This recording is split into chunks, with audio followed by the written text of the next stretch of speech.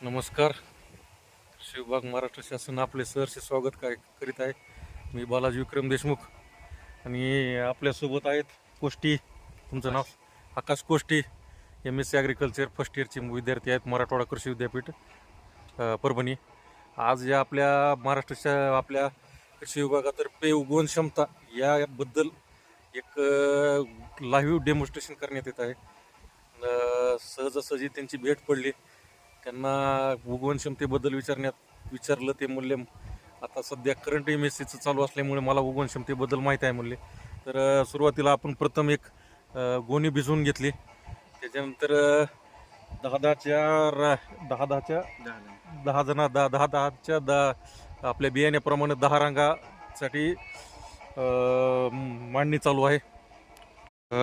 तर अशा प्रकारे बियाणे मांडून झालेले आहे. यानंतर आकाश